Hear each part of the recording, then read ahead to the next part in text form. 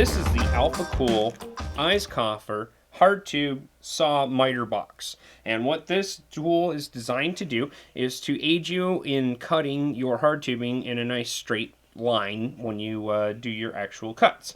The HardTube miter box here comes with these different clamps as well as the box itself. The clamps are designed to basically fasten to the side of the table.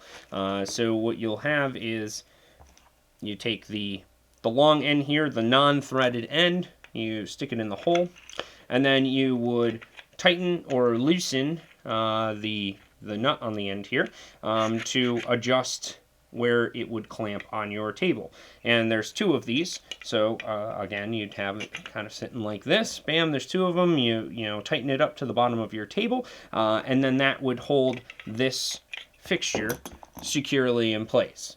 Then what you would do is you would take your tubing, regardless of the size, whether it be 13 millimeter or 16 millimeter, there's a channel for each. You'd put your tubing in the appropriate size, line it up on your cut line there, and then proceed to cut it.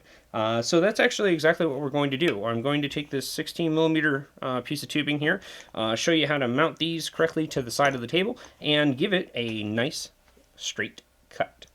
So what you'll do is you'll take your miter box here and move it as close to the edge of the table as you can. Now, obviously, because I'm using a rounded table, it's a little bit more tricky, but if you're using a square edge table, then you'd be able to line this up perfectly. However, we're going to do the best that we can with what we've got. So you basically take one of the brackets that you have here, you jam it through the hole, and there are actually two sides to the hole here, and what you want to do is you want to put the tubing channel that you're actually cutting on closest to you.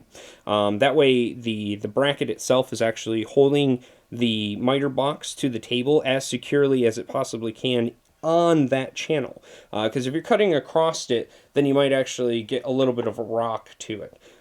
So starting off, what you'll do is you'll take the non-threaded end and jam it in the hole here, and probably from the get-go, this triangle support here will actually be way high, and the nut itself will be way threaded up top here. So you'll pull the triangle down as best as you can, unscrew the bolt until the triangle actually fits underneath, like that, and then you just give it a couple turns to tighten it down and make sure that it's secure. And you will pretty much do the exact same process using the other side. So then taking the other bracket, sticking the non-threaded end in through the hole, moving the triangle down the best that you can. There we go.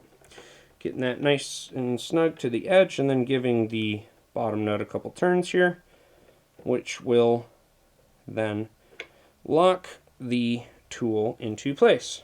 And as you can see, I'm pretty much moving the whole table because the miter box is secure. So now what you'll do is you'll take your tubing, and in my case, I was using a little bit of a knife to score the edge here where I needed it cut. You line that up, put it in the channel that you need to, and then proceed to cut it.